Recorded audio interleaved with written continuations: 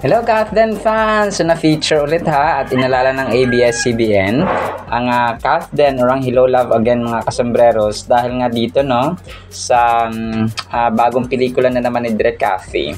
So sabi ng ABS-CBN Star Cinema dito sa kanilang Facebook page ay from hellos to goodbyes, we celebrate director Cathy Garcia Sampana who brought us Hello Love Again 1 year ago and returns to the big screen with the Meet, Greet, and Buy. Only in theaters in the US and Canada, November 14. No, female filmmaker Friday. So ang Meet, Greet, and Buy actually no, ito yung bagong pelikula ni Direk Cathy and yung mga cast na dito ay sina Bel Mariano, sina Piolo Pascual, JK Labajo, Kyle Echari, no, parang part din dito mga kasambreros. Tapos si Ma'am Maricel Soriano yata, no, isa sa mga main cast mga kasambreros, si Diamond Star, no, Maricel Soriano. And napakaganda nito, no, parang nakita ko yung trailer nila ay maganda, no, it speaks about a family naman mga kasambreros. So hoping talaga no, na magkaroon ulit ng pelikula ito si Direk Cathy with Kathden mga kasambreros. So malamang ay next year na ito no, kasi medyo malabo na this year mga kasambreros dahil nga sa November na no. So kung meron mang project ang Kathden yun ay next year na mga kasambreros. So talagang aabangan natin ito na kung saan ay magiging exciting mga kasambreros ang mga Kathdeniatics no, and of course ang buong ano talaga kasi iba yung hatak talaga ng Kathden mga kasambreros. So akala ko kanina parang akala ko panibagong na yung pinost ng ABS-CBN Star Cinema, akala ko bagong movie na naman ng Kathden, magbubunyi na sana ako ng sobra mga kasambreros, pero hindi pala no, parang inalala nila itong Hello Love Again dahil may bagong movie na naman si Direk Cathy mga kasambreros na Meet, Greet, and Buy. So hindi ko alam kung parang sa November 14 kasi November 13 no, dati no yung Hello Love Again sa pagpapalabas dati November 13, tandang-tanda ko pa, November 13, 2024. Tapos ngayon ay November 14 na naman no, itong kay Direk Cathy mga kasambreros sa Canada at saka sa Amerika. Hindi ko na alam kung dito sa Pilipinas parang hindi pa sila nag-mall tour no. Parang hindi na siguro sila nag-mall tour kasi nga sobrang hassle. Sobrang nakakapagod din ang mag-mall tour mga kasama. So ginagamit na lang nila siguro yung platforms na meron sila na pagpo-promote sa television, sa iba't ibang platforms mga kasambreros no, and so on. So baka yun na lang yung ginagawa nila mga kasambreros na Meet, Greet, and Buy. So kung trip nyo lang po manood ng pelikulang ito ay go na go po mga kasambreros no. And then ito si Sir Alden, meron siyang merong pasabog ang GMA Sparkle artist mga kasambreros sa November 15 sa MOA naman ito mga kasambreros no, sa amphitheater sa MOA Sky mga kasambreros. Ang title dito ay Sparkle 30 no, the 30th anniversary concert. Hindi ko alam kung concert ko talaga ni Alden, parang biglaan siya no. 30th kasi yung 30th ay yung GMA Sparkle Artist Center ba ang magkakaroon ng concert mga kasambreros or si Sir Alden. Parang iniisip ko dito 30 kasi 30, si Sir Alden 33. So iniisip ko kung si Sir Alden ito, so dapat 33rd no, parang ganun mga kasos, pero 30 ang sabi dito tapos Sparkle. Tapos ito ay ididirect ni Rico Gutierrez mga kasambreros. So sa November 15, 2025 mga kasambreros. So kung magkaganon ay sobrang busy talaga ni Sir Alden. Mamaya ay guesting pa niya kay Ma'am Jonalyn Viray mga kasambreros. So sa bagay, sanay na nun Sir Alden sa maganto-ganto. So parang sa kanya ay parang lang yan, maliit na exposure at saka mabilis lang na exposure mga kasambreros. Tapos ay aalis na siya kasi yun nga, guest lang naman siya sa concert niya ni Ma'am Jonalyn Viray mga kasambreros. Ang sobrang busy ni Pops Alden. And then ito, may post si Ma'am Catherine sa kanyang Instagram account ito po ay ang binibenta yata nila ng Rumi Scent, no? Yung pabango na binibenta at saka business ni mama niya, no? Ni Mami Min, mga kasembreros. So, Rumi Scent, no? Cool Summer, mga kasembreros. Scented, may alcohol pa siya pala dito. Meron pala siyang alcohol, no? At saka pabango, mga kasembreros, yung parang alcohol siya pero mabango, no? Kasi scented alcohol ang nakalagay dito. Tapos nga, no, sa bag niya, mga kasembreros, parang mag-gym yata or nag-gym yata si attorney, mga kasembreros, no? Ipinakita niya yung kanyang dala-dala sa kanyang bag, mga kasembreros. May glasses, no? Siguro may pabango, may cap, no? May sombrero at mga pouches, mga kasembreros, no? Ni Phenomenal Box Office Cinema Queen. So, ganun po, mga kasembreros. So, talagang nag-post po talaga siya, mga kasembreros. And then ito, so naglabas ng parang iba pang behind the scene, yung CDO Carne Norte, na kung saan nga parang inaayusan si hindi, parang siya nga to. Kasi parang orange, parang iba yung niya, yung camera niya, parang yung kanyang yung kanyang tawag dito, ang kulay ng damit, parang nag-dark ka siya ng konti.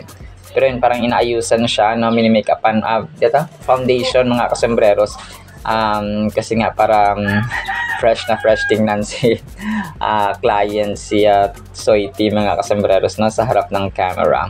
So, ayun po. And then ito, so si Ma'am Catherine ay meron na siyang parang highlights doon sa Madame Tussauds na Instagram account, mga kasembreros, no?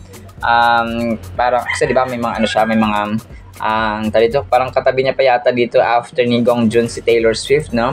Kasi nga si Taylor Swift ay hinahangaan din ni Ma'am Catherine, mga kasembreros. So maka Swiftie ito si Ma'am Catherine, mga kasembreros. So una siya, tapos si Gong Jun, tapos Taylor Swift, tapos si Luwen. So, parang ganun, mga kasembreros, no? So, itong Madame Tussauds na Instagram account, mga kasembreros. Join Hong Kong's most famous stars in the ultimate fame experience. So, yun. So, Madame Tussauds nga yung wax figure ni attorney, mga kasembreros. And then ito, so next item natin, mga kasembreros. Yung caption pala ng hindi ko nabasa, sorry. Yung 30 na concert, mga kasembreros, si Sir Alden, yung Sparkle Jimmy Artist Center ay may caption pala dun sa kanilang Facebook account, no? Sorry, hindi ko po nabasa. Sabi niya ito ay, Asia's multimedia star Alden Richards is ready to make the night sparkle at Sparkle 30. Join us for Sparkle 30, the 30th anniversary concert at the MOA Amphitheater, MOA Sky, this November 15. Get your tickets now. So, kung gusto niyo pong umorder ng ticket, ay download niyo po yung SM Malls online app. Tapos mag-sign up po kayo doon. Tapos step 2, scan niyo po yung QR code. Tapos search niyo Sparkle 30 doon sa app po. Tapos swipe niyo yung coupon para ma-redeem niyo po yung event pass, mga kasembreros. So, ganun po siya. Tapos step 4, the last step na gagawin po ninyo ay ipakita niyo yung redeem coupon sa registration area sa event day na mismo, mga kasembreros. So, yun, una, download niyo yung SM Malls online app. No, SM as in SM, Sierra, tapos Madre. So, ganun, mga kasos, no? Tapos, Malls online app. Tapos, scan yung QR code. Tapos, swipe niyo yung coupon. Tapos, pakita sa registration area kapag dumating na po kayo doon sa event place, mga kasembreros. So, yun po. And then, ito, next item natin, mga kasembreros. Nakakatuwa to, no? Kasi si Sir Johnny Manahan, na talagang isa sa mga haligi ng ABS-CBN Star Magic, mga kasembreros, talagang pinuri niya talaga si Ma'am Catherine, no? Kung pa yung star, tinatawag na star, mga kasembreros, ay si Ma'am Catherine para sa kanya. Tapos, isa sa mga nasabi niya dito, yung parang magdadala ng pera, no, ng income, mga kasembreros, sa network, no? Ito yung isa sa mga sinabi niya, mga kasembreros. So, talagang pinuri niya si Ma'am Catherine, no? And kahit sino ba naman, no? Kahit nasa gantong edad ay grabe ng achievements ni Ma'am Catherine, mga kasembreros. So si Sir Johnny Manahan ay talagang haligi ito ng ABS-CBN mga kasembreros, and alam natin na nagkaroon din sila ng interview ni Sir Alden mga kasembreros nung lumipat si Sir Johnny Manahan sa GMA mga kasembreros. Kasi lumipat to Pero parang ngayon ano na siya, parang tawag dito, parang freelance na lang si ngayon si Sir Johnny Manahan. Parang tinutulungan niya na yung mga networks mga kasembreros, kasi parang pumunta rin siya sa TV5 para tulungan din kung paano lumago yung network mga. So ang ganda ang ganda ng ginagawa niya, parang sinishare niya na yung mga techniques, kasi siya talaga sa Star Magic, di ba? Talagang talagang naging successful yung kanyang mga style strategy, marketing strategy, and so on mga kasembreros, Sir Johnny Manahan. So isa talaga ito sa mga pinakahaligi mga kasembreros ng ABS-CBN noon, na tingnan niyo, di ba, nangyayari ngayon sa GMA Sparkle Artist Center ay parang na-expose na rin at saka sumikat na rin yung mga stars ng GMA, kasi nga dahil sa tulong din ni Johnny Manahan mga kasembreros.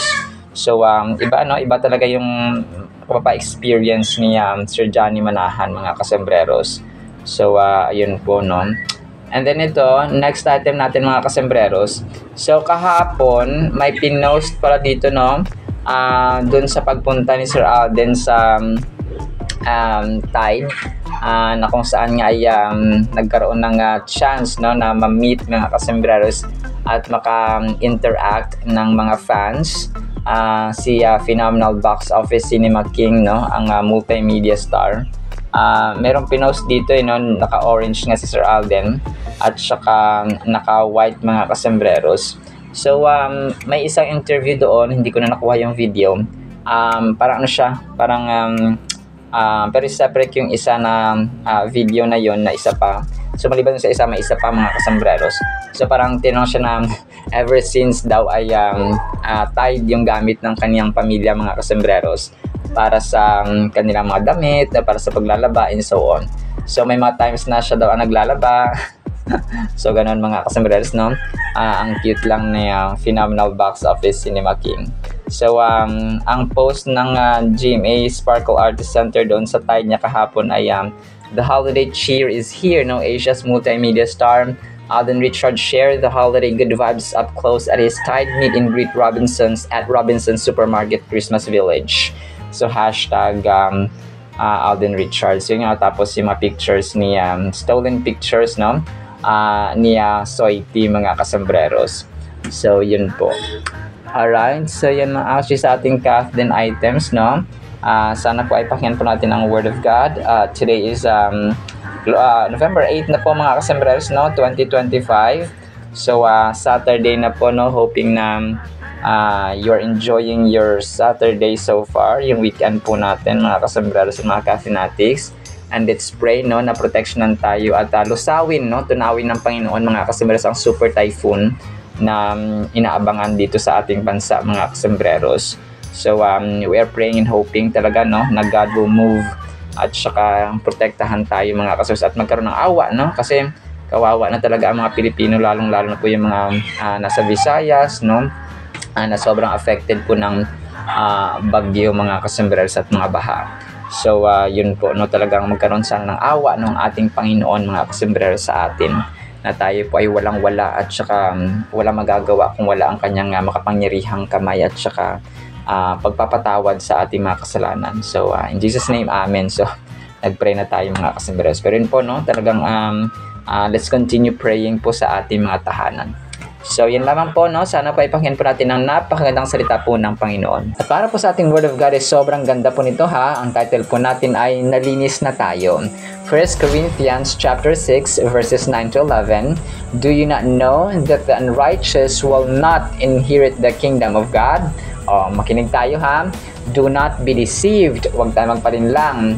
Neither fornicators, yung mga may kalaswaan, nor idolaters, yung mga sumasamba sa Diyos-Diyosan, nor adulterers, yung may mga asawa na nangangalunya pa ng iba, nor homosexuals, yung mga umiibig sa kapwa nila lalaki o babae, nor sodomites, yung mga nakikipagtalik sa mga ganong uri mga kasembreros, nor thieves, magnanakaw, nor covetous, no, sila yung mga gustong mag-angkin ng hindi naman sa kanila, nor drunkards, mga lasinggero, nor revilers, ito yung mga masasama, mga kasambreros, nor extortioners, no, lahat ng uri ng mga tawag dito, ng mga kasamaan, mga kasambreros ay hindi po makapasok sa kingdom ng Panginoon, mga kasambreros. To be specific, ang reviler po ay sila po yung naninira, no, ng reputasyon or moral ng ibang tao, mga kasambreros.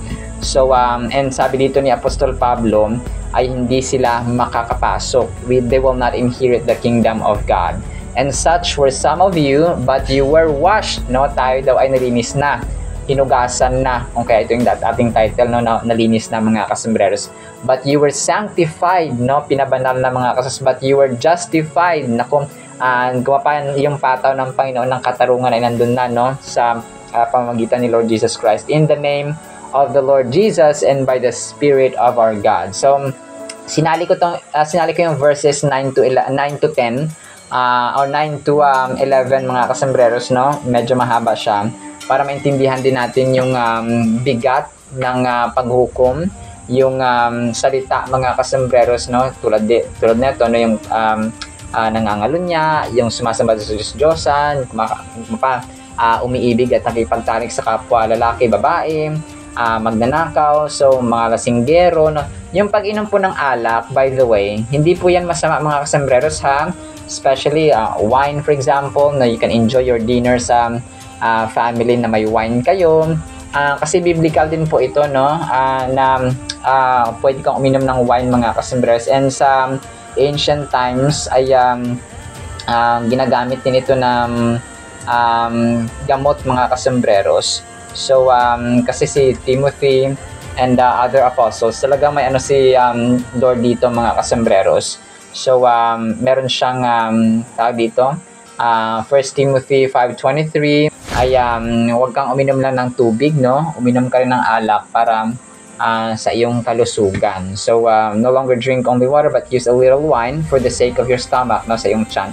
Kasi si Timothy dito ay parang medyo masakitin, no, si Timothy, mga kasambreros. So, sa Ecclesiastes, no, nagsabi ng Panginoon na, go, eat your bread with joy and drink your wine with a merry heart, for God has already approved what you do. So, yung paglalasing talaga, yun lang yung kasalanan, mga kasambreros. So, kung ikaw ay lasinggero, so kailangan mag-isip-isip ka na. So, yun po yun, mga kasambreros. Kasi marami rin akong nakitang nagtatanong na, yung pag-inom ba ng alak ay masama? So, hindi po masama yun. So, isang baso, no, ganun ba? Iba kasi yung intention mo kapag maglalasing ka talaga, no? May mga tao talaga na gustong mag-inom kasi maglasing. So, ito naman ang sasabi ng Panginoon na pwedeng uminom, mga kasambreros, ng alak. But not to the point na paglalasing at saka ginawa mo na siyang habit or araw-araw, mga kasambreros. So marami, no, lahat ng kasamaan, mga kasambreros, ay hindi po makakapasok sa langit. Ito po ay babala, no, warning na rin ng Panginoon sa atin. Pero nga, no, may pag-asa tayo na magbago, may pag-asa tayo na matransform, mga kasambreros, sa pamamagitan ni Lord Jesus Christ, na sinasabi ni Apostol Pablo dito, na but you were washed, no, nalinis na tayo, but you were sanctified, but you were justified in the name of the Lord Jesus and by the Spirit of God, mga kasambreros. So, si Apostol Pablo dito ay na-highlight niya yung realidad ba ng certain sinful behaviors na pwede mag-separate sa atin sa kingdom, no, sa kaharian ng Panginoon, mga kasambreros. So, yung kaharian na ito, pwedeng kung buhay pa tayo dito sa mundong ito, at saka gumagawa tayo ng masama, so merong sumpa na may experience tayo. Or, sinasabi nito na hindi tayo makapasok sa langit, mga kasambreros, kapag tayo ay namatay na. So, dalawang bagay ito, mga kasambreros. Pero yung pinakamalala talaga dito, kapag tayo namatay, tapos hindi tayo makaka-inherit, no, hindi tayo makapasok sa kingdom, sa langit, ay yung pupuntahan natin ay impyerno talaga, mga kasambreros. And that's eternal, ha? Wala na pong katapusan, mga kasambreros. And marami nagsabi na, maraming tatanong kung bakit loving ang Panginoon, bakit pa may impyerno, bakit pa paparusahan ng kasalanan? Free will po kasi. Nilikha tayo ng Diyos na anything na pinupuwersa, anything na kinukuha mo out of your control, pinupuwersa mo isang tao, hindi po yan love. Okay? So, ang Diyos natin ay pag-ibig because God is love. kung kaya binigyan niya tayo ng free will. Kumbaga pa, binigyan niya tayo ng kalayaan mga kasus na gawin natin ang ating gusto. So, yun nga, no? Kasi kapag wala rin namang punishment, ang isang bagay ay magkakaroon na ng lawlessness. So, kung wala ng batas na umiiral, ay violence at saka hindi na iiral ang moralidad, hindi na iiral ang integrity, hindi na iiral ang peace, lalong-lalo na kapag may mga violence na, talaga ang kapayapaan ay wala na, no? In short, magiging chaotic, no? Talagang magiging doomsday ang ating mundo, ang ating community mga customers kapag wala ng batas na umiiral. So yun, no? Hindi gusto ng Panginoon mga customers na punta tayo sa impyerno. Kasi nga mahal na mahal niya tayo, di ba? So sino ba naman ang gusto na kapag mahal mong tao, mahal mo ang isang aso nga lang, kapag mahal natin, ayaw natin mapahamak, di ba? Yung pusa or animals or pets natin. So much more ang Panginoon na binigyan niya ang kanyang kaisa-isang anak para sa atin, no? Para matubos tayo sa ating kasalanan at mabigyan tayo ng access sa heaven mga kasembreros. Pero nga, no, talagang ang ating buhay sa mundong ito ay huhusgahan niya. So doon na tayo sa advantage, doon na tayo sa panalo, doon na tayo sa pagsunod at saka pananampalataya kay Lord Jesus Christ, no? Kasi talagang pag kay Lord tayo ay wala tayong talo mga kasembreros. Pag tayo nagpagamit sa Panginoon, panalo. Pag tayo nagpagamit sa tao, ay talo tayo mga kasembreros. Kung kaya walang tayo ibang pipiliin kundi ang Diyos lamang, no? Na lumikha ng langit at ang lupa, ang Diyos ni Abraham, ni Isaac at ni Jacob, ang Diyos ng Israel, ang walang katapusang Diyos mga kasembreros. However, what makes this message profound is the hope and redemption it offers through Christ. So sabi nga na-mention natin na yung nalinis na tayo sa pamagitan ni Kristo mga kasembreros. It underscores the transformative power of Christ's sacrifice which can cleanse even the deepest stains of sin in our lives. So kahit na yung pinakamalalim, pinakamakapal na kasalanan mga kasembreros ay malilinis at nalinis na ng Panginoon natin mga kasembreros. So walang tindi, walang grabe na kasalanan na hindi kayang linisin ng Panginoon mga kasembreros. No, ganun po katindi at ganun po ka-powerful ang dugo ng ating Panginoon. So it reminds us that no matter our past mistakes or shortcomings, we have the opportunity to be forgiven and redeemed through our faith in Christ. So syempre, hindi ito parang easy go lucky na wala kang gagawin. We have to do something. Kasi ang pananampalatayang walang gawa ay patay at ang gawang walang pananampalataya ay patay. So vice versa mga kasembreros. Kung kaya hindi lamang tayo nag-aantay dito ng parang kung gusto mong kumain ng masarap o gusto mong magkapera, kailangan magtrabaho. So ganun siya mga kasembreros. No? Ganun din po ang pananampalataya natin. It's a decision, it's choice, it's lifetime decision dapat na no turning back kapag tayo po ay nagsimula ng maglingkod sa Panginoon. Kasi nasa benefit din actually natin yun eh. Guide natin, protection natin, savior natin, peace natin, love natin, source ng forgiveness, source ng mercy, source ng blessings, and so on and so on, and source ng kanyang pangako, no, na tapat mga kasembreros ang ating pong Panginoong Diyos na makapangyarihan sa lahat. So kumbaga wala tayong talo mga kasos kapag nasa Diyos tayo. Reflect on what this means for you personally. Have you ever felt weighed down by guilt or shame from past sins? Have you questioned whether you are truly worthy of God's love and forgiveness? This verse offers a message of hope and reassurance. It emphasizes that no sin is too great for God's grace and that through Christ we can find redemption and restoration.